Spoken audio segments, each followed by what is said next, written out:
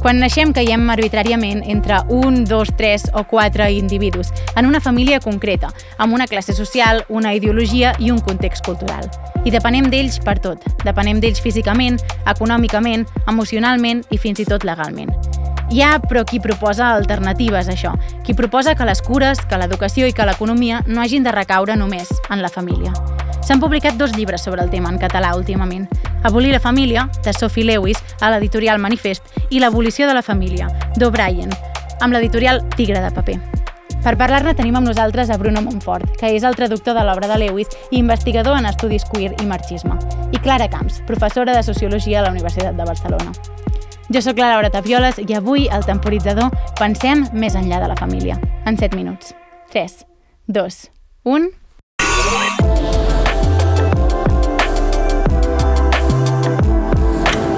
El Temporitzador, un podcast del setmanari El Temps.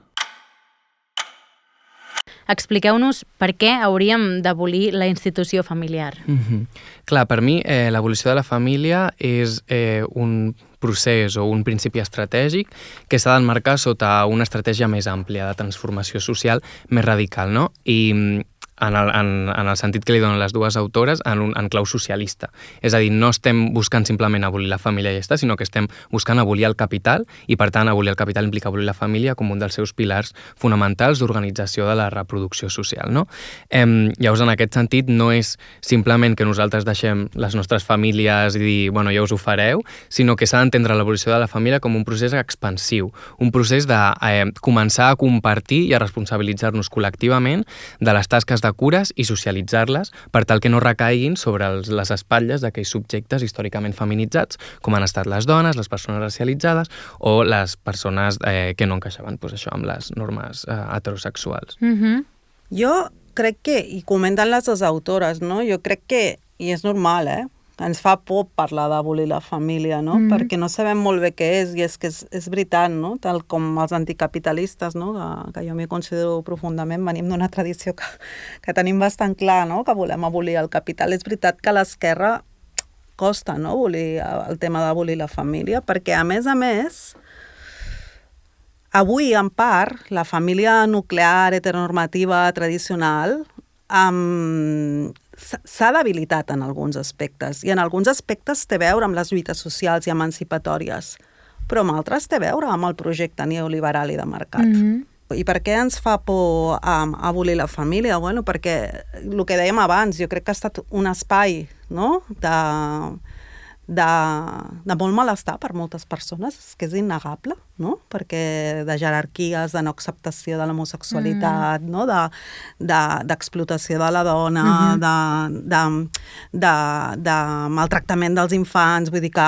Sí, de fet, com a dada, és el lloc on es produeixen més violacions i assassinats, no?, dins del nucli familiar. Exacte. Per tant, allà hi portem tota la conflictivitat social, queda allà privatitzada i a vegades no podem ni aixecar la veu, no? Per tant, clar que hem de poder parlar de la família críticament, no? Només faltaria.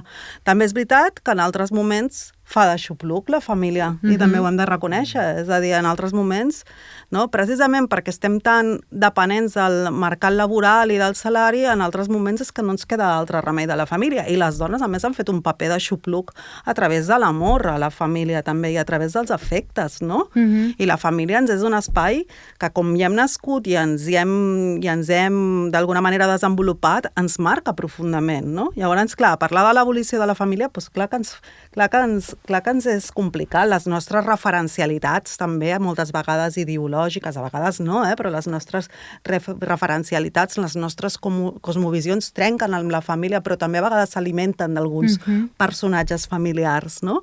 Llavors, bueno, és complex quan dius abolir la família, jo crec que s'ha d'explicar bé, i jo crec que estic molt d'acord amb el Bruno i amb les autores que no acabo de veure com serà la transició, però que abolir la família crec que s'ha de parlar en el marc d'un canvi, diguéssim, de sistema d'organització social. Sí. Per mi l'evolució de la família té un sentit també, això, estratègic, de dir, anem a controlar les nostres condicions de vida, és a dir, que no depengui del lloc on naixem, dels nostres pares, dels nostres germans, sinó de anem a prendre control sobre les nostres vides col·lectivament, anem a organitzar-nos de forma racional i dir, per exemple, si una persona pateix violència masclista a casa seva, anem a reubicar-la a un altre espai, perquè tenim la capacitat de fer-ho, no? Bruno, explica'ns una mica quina és l'alternativa a la família. Com es planteja aquesta nova organització social que no recau en la institució familiar? Clar, per mi personalment aquesta alternativa se'n diu comunisme o socialisme, com li vulguem dir, i per mi té a veure amb el comunisme no serà un estat de les coses que arribarem demà, sinó que té a veure amb un procés de transició, i en aquest procés de transició hem de plantejar totes aquelles mediacions organitzatives que ens permetin confrontar l'organització del capital sobre la vida social, no? Per mi és la construcció de la comuna socialista. I d'això hi ha alguns textos que en parlen, però i també obrin el seu llibre, és a dir, construir o ocupar edificis on vivim 200 persones, edificis altament tecnologitzats, evidentment, amb totes les capacitats tecnològiques que tenim avui dia, i veure de quina forma ens organitzem col·lectivament. Doncs avui aquestes persones cuinaran, avui aquestes persones faran no sé què, aquelles persones faran l'altre, no? I d'aquesta forma decidir col·lectivament com desenvoluparem la reproducció social d'un ordre social alternatiu al capitalisme. Vols afegir alguna cosa? En el sistema actual o tens uns avis o unes àvies que t'ajuden o no pots, no? Depèn de quin sou tinguis, és que no pots. I és veritat perquè, a més, i això és un tema més cultural, que segurament també té a veure amb la història cultural, religiosa del nostre país, però també amb el que li convé a l'estructura econòmica, però amb qui ens sentim encara, i espero que la gent més jove ho aneu canviant, però amb qui ens sentim d'alguna manera moralment compromesos, no? Que si aquella persona estarà malalta, estaré a l'hospital les hores que facin falta i tal, encara és amb qui tenim relacions, diguéssim, biològiques, sanguínies o jurídiques, però allò que entenem que familiars.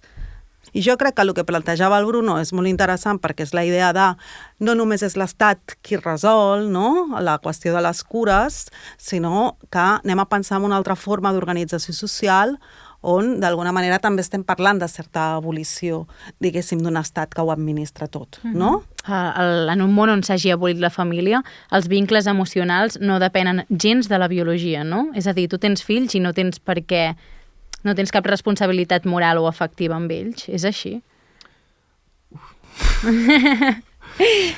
Complicada aquesta pregunta. Jo crec que el que plantegen les dues autores és no prioritzar el vincle biològic per sobre del vincle polític. És a dir, és veritat que tu pots tenir un fill biològicament, però aquell fill no serà responsabilitat teva exclusivament, sinó que serà responsabilitat de tota una comunitat, perquè políticament decidim fer-nos encàrrec entenent que la seva supervivència és una aposta política. És a dir, no és simplement una qüestió moral. Clara, Bruno, moltíssimes gràcies per la vostra estona i res, i potser ens veiem aviat. Molt bé, merci. Doncs moltes gràcies, Laura. El Temporitzador és un podcast del Setmanari El Temps. La realització és d'Idea Sonora, la direcció d'art és de Laura Xifra i la veu profunda de l'entradeta de Jan Brugueras. Jo sóc la Laura Tapioles i ens veiem la setmana que ve.